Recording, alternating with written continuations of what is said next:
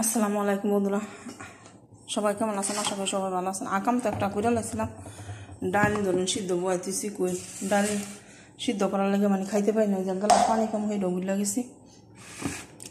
আর এই তো হয়ে গেল গাজর, রসুন, পেঁয়াজ এগুলি সব রেডি করে লইছি। অনেক হ্যাঁ তরকারিটা সিদ্ধ বয়াই দিব, মানে চালসা দিয়ে দিছি। ঠিক আছে, তরকারিটা সিদ্ধ করে পরে মশলা হেড করুন, তেল মেল দিয়া পরে বয়াই দিব। কিন্তু এখন তরকারিটা নিয়ে বয় দিই। ঠিক আছে, তো এই হচ্ছে হালচাল। আমার আমি ডাল তো সিদ্ধ করে লাগছে। ডাল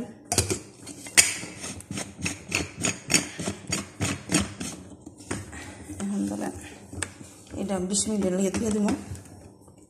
আর এখানে তো আম কাটা লইছি, রসুন মানে কুচাই লইছি, আর এই তো পেঁয়াজ, আর হ্যাঁ মাছ, খালি ধনিয়া পাতাটা বাহি। এখন চাল ভিজা লইছি, চালের পানি লইয়া রয়েছি। আর এখন আমার লাগে চাপটি বানা, এই চালটা ব্লেন্ডার ভিজলে ব্লেন্ডার করে তুলে আমি চাপটি করতে পারবো। আর এই তো আমার ডাল। ঠিক আছে, আর এই তো এখন সজনা ডাঁটা সব কিছু আমি দিয়েছি। এখন ডালটা দিয়ে দিব, এখন লবণ দিয়ে দিছি। ঠিক আছে,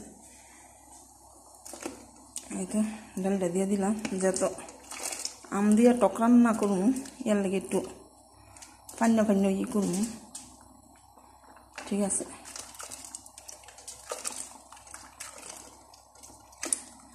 যারা যারা ডাইলের পাগল আমার মতন হেরা হেরা ধরে ডাইলের ইয়ের ভিতর দিয়া রাইস কুকার দিয়া সিদ্ধ করে ফ্রিজে রাখিয়ে দিবেন।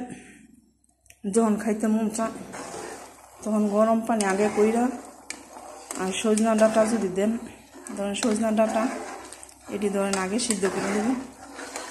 আমি এনে সজনা ডাঁটা দিছি, টমেটো দিছি, পেঁয়াজ দিছি, আবার ধরে নিয়ে দিছি কি জানি কয়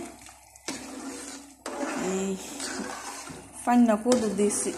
সব কিছু আমার দিয়া খালি বাহিরে নিয়ে মশলাটা হেড কইরা ধরেন শেষ করে দিই। তো এখন এটি ডাইলটা দিয়ে দিব। ঠিক আছে, তো সবাই ভালো থাকবেন। আমি এনে কাঁচামরিচ আমি দিয়ে দিছি, যেহেতু আম দিয়া ডাল জানো। এই তো আমার কথা হলো যাতে কিছুদিন যায় আমার। সবাই ভালো থাকবেন।